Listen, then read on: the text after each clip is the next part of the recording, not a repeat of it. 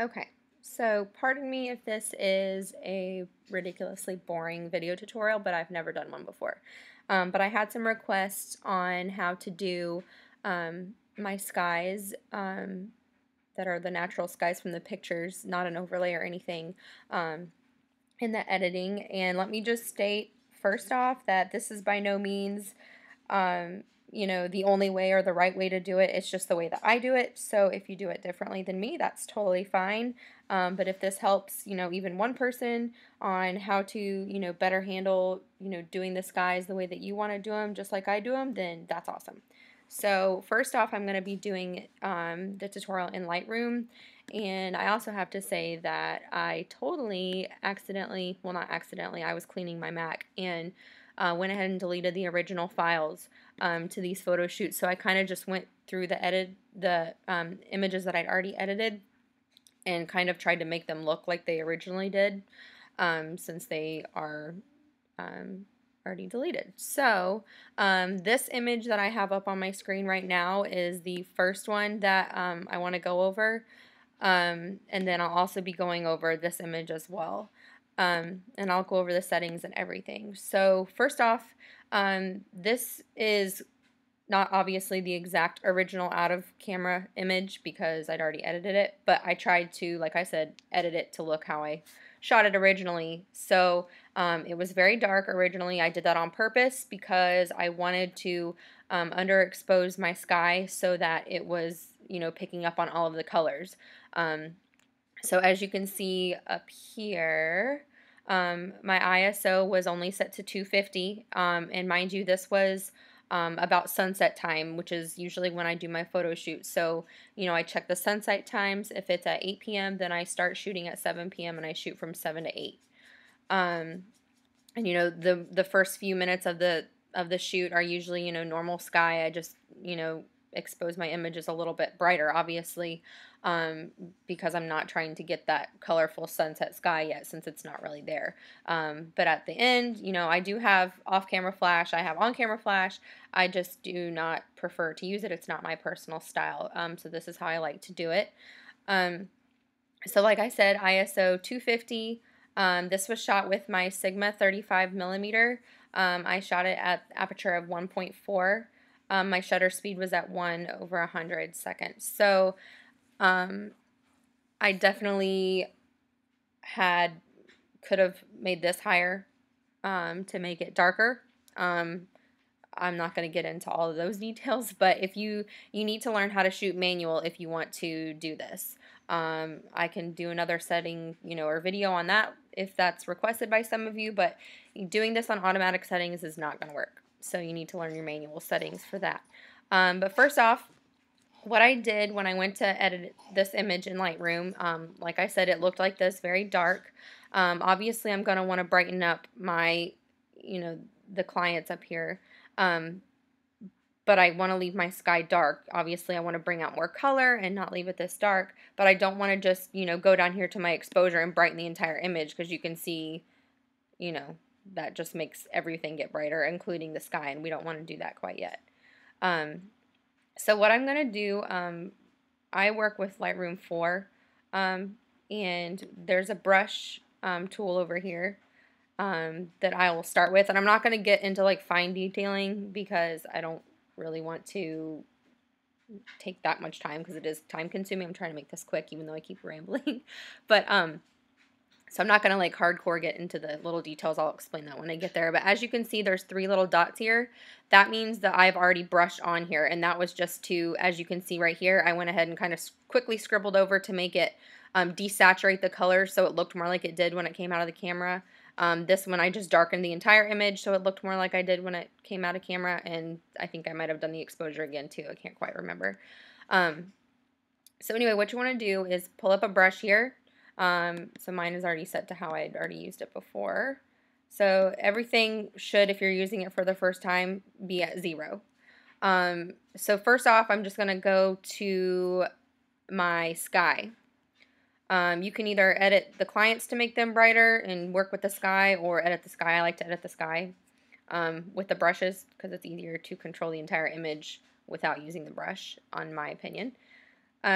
So first off, I don't really need to darken it since it's already dark, but just so you can kind of see more drastically, I'm going to lower the exposure just a tad.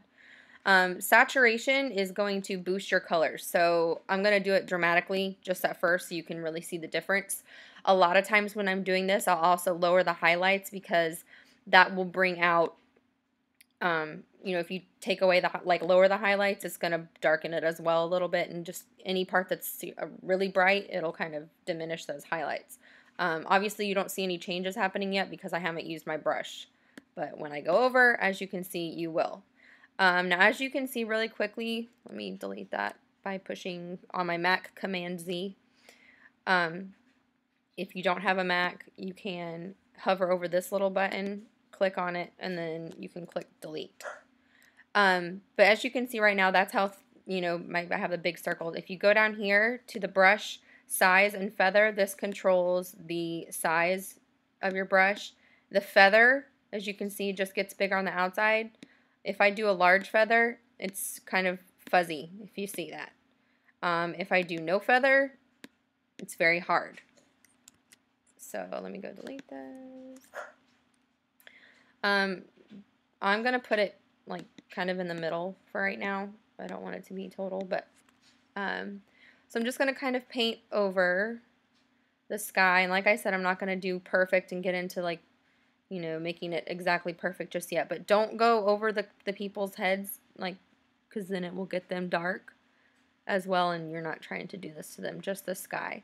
So that was very quick, but as you can see around their heads there's kind of a rim. So what you want to do is make your brush smaller and put your feather so it's barely there at all.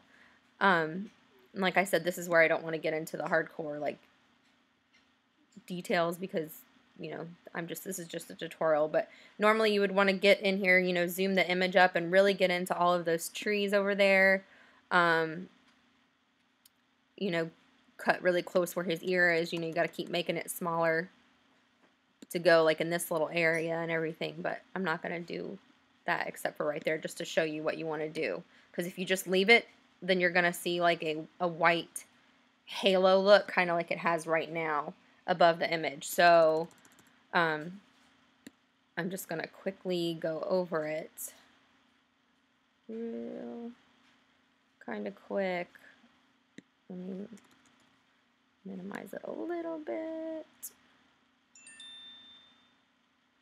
I seriously need some music for background so it's not awkwardly quiet. Okay, so quick. Also real quick, let me just show you. Say I accidentally went over her head. You can either undo it, or you can go over here and click erase, and that will erase whatever brush you're currently using and go over that. So that works too. Sometimes you can't undo it if you've gone too far or whatever the case, or you just want to fix a little bit instead of undoing the entire thing that you've done. So, okay, as you can see, that is dramatically changed the sky. It's dark, but so is the entire image.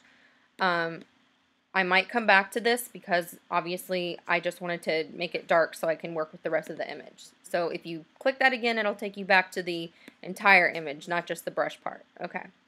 So obviously I want to brighten my image as a whole. So I'm going to go ahead and do this. Now up here you can see where I didn't fill it in properly. I think that was with this one. So yeah, I clicked this brush. Let me just fix over that real quick. Okay, and get out of there. All right, so as you can see, since I didn't really do it that great, you can still see here kind of the, you know, streaks where I didn't take the time to fix it, but that's just because I'm trying to do a quick tutorial. You can make it as bright or as dark as you want. Keep in mind, though, since I shot at a low ISO and it was dark, it's going to be a little bit more grainy. What you can do to fix that, you know, a little bit, and don't go overboard. I myself, as you know, a lot of beginning photographers, as what I did when I first started out, is over editing. I mean, sometimes we're all guilty of this just because we get creative. We're artists and we do weird things sometimes. But you don't want to go too overboard, you know, with the sky, because it will look fake. So what I'm going to do is go back and find the one that I think it was this one that I did. I don't like how it's too dramatic. So I'm going to bring it down the saturation a little bit so it's not, I mean, you can make it as dramatic as you want, as you can see.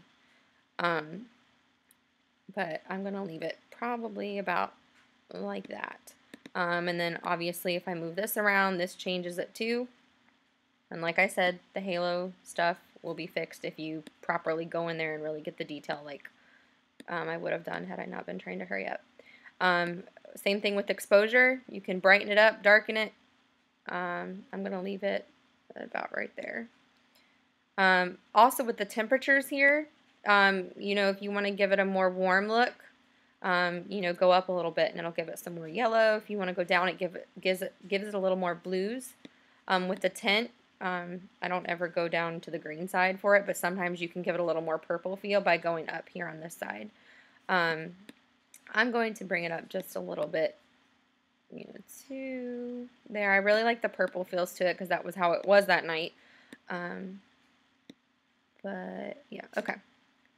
So I want to bring my image up about to that brightness, and I upped the contrast just a little bit just to bring out some of the darks and a little bit more of the color.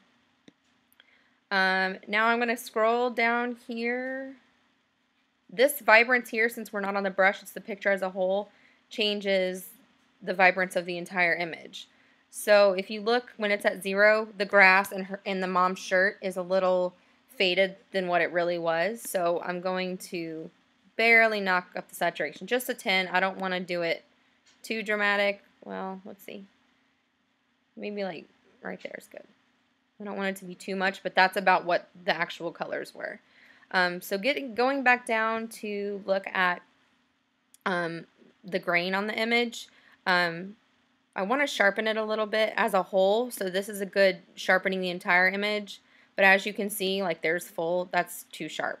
You don't want your image to look too sharp because that brings out more grain, as you can see in this little box right here, which shows you what the actual sharpening is doing, whereas this isn't always accurate.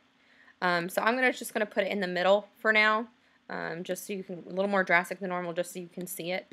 And for the noise reduction, since the high ISO, I always do a little bit of both if it's needed. I usually don't use these tools, but if I have a high ISO photo or a low ISO shot that's in, you know, when it's really dark, I'll add that a little bit just to take some of the grain away.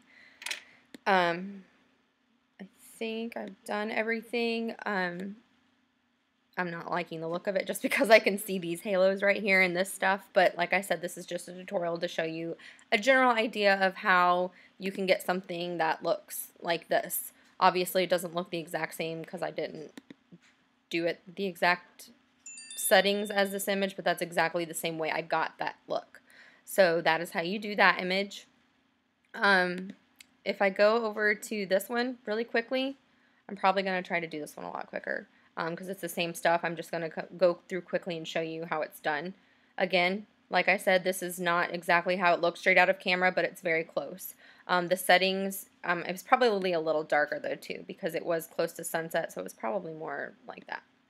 But the settings were at ISO 100, same lens, same settings. I just had this a little bit different here, which is not different. For those of you who aren't too familiar with manual settings, this is your shutter speed and the number that's right here. The lower the number, the brighter your picture is going to be, but it's also going to make your shutter go slower. So if you have fast moving objects like children, you usually want this higher, depending on, you know, your action shot or whatnot, but this is what I shot it at. So first thing I probably would do if it looked like this out of camera is pop open my brush, and as you can see, since I've already edited it to look more like out of camera, there's already brushes. So ignore those, pretend they're not there, basically. Alright, so let me set these back to 0 like they would be, which I'm probably about to put them right where they would. Alright, so I'm going to want to lower my exposure just a little bit just so you can see the difference. Same thing with the highlights, and I'm going to up my saturation so it makes the color pop. Let me make my brush a little bigger, which normally you would do by doing down here.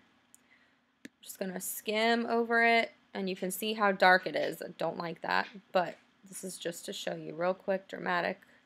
changes, and see I got it on the little girl's hat a little bit, so instead of clicking undo, I'm going to go erase that in a second. And same thing with the other image. I'm not going to get into like hardcore details, making it look perfect, because this is hopefully going to be quick, believe it or not. I'm just going to kind of skim through here, and normally you'd want to come down here, you know, make your brush small enough to go down there, but I'm trying to save some time. I'm just going to cut these little corners over here and just kind of skim over her head normally, but since she's got hair, you'd want to go, you know, in the fine details of that. Same thing with right here. But I did get it on her hat, so I'm going to come over here and click erase like I just did. I'm going to make my feather small. I don't want a lot of feathering on the erase since I'm trying to go up here. So I got it on her head some. Let's up the feather a little bit. And you can see it looks really dramatic right now since it's dark, but let me just erase that. Alright, let me click back on it. It's this brush here. Nope, it's not that one. Which one is it?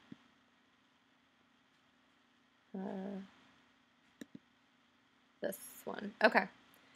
So, as you can see right now, that's what it looks like. Obviously, does not look good at all. So I'm going to put the exposure back up because that didn't really do anything for me, but as you can tell, the highlight and the saturation did a lot. Saturation popped the colors, highlights darkened it a little, and this how you want. You can do it darker, lighter. I'm probably going to leave it about, I'm going to do it a little darker since I'm going to be exposing the whole image later without a brush, so I'm going to do it a little darker. As far as the colors go, let's make it a little more to the yellow side, give it some more warmth, and then tad more purples, even though it's already pretty purple. Another thing that you can do, alright, I'm done with that sky for right now, is you can make the water look a little prettier too. Give it a little more blue. I don't want to darken it, so we'll put the exposure back at 0, the highlights as well, and just pop your saturation up a little bit. Let's leave it dramatic so you can see the difference first. Obviously, that's a huge difference, and I would not leave the water that blue.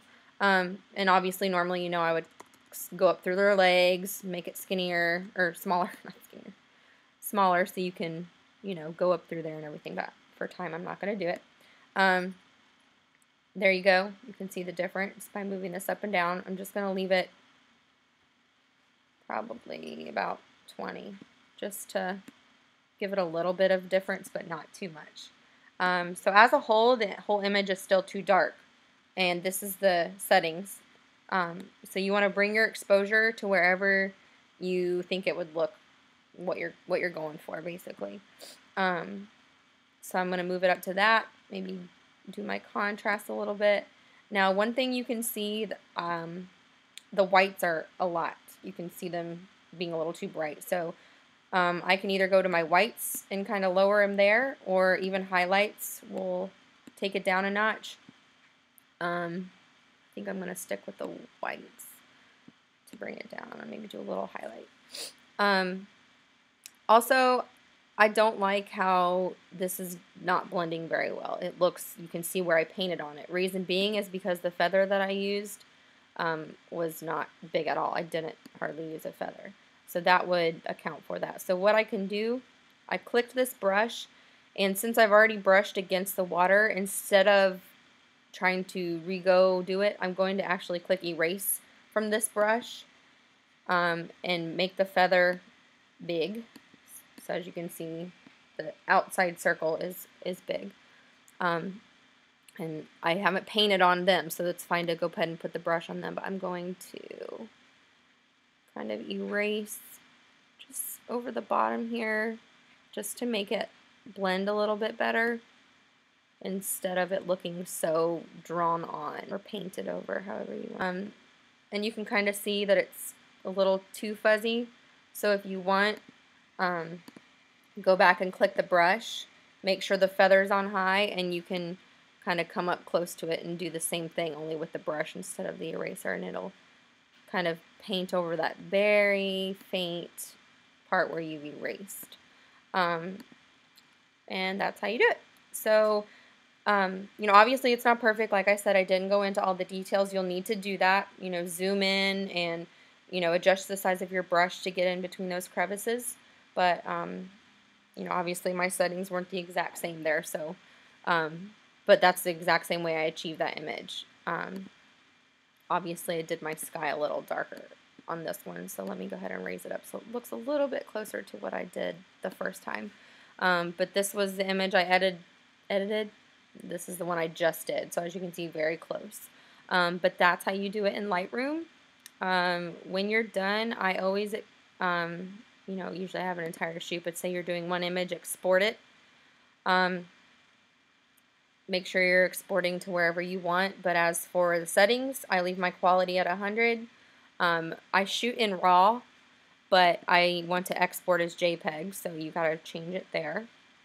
I leave my resolution at 300 pixels per inch and do nothing to it afterwards, and just click export and it will put it wherever I send it. If you have any other questions, feel free to message me to my box. Like I said, this is the perfect way of doing it. It's just my way. So I hope that you enjoyed the Lightroom part. Thanks.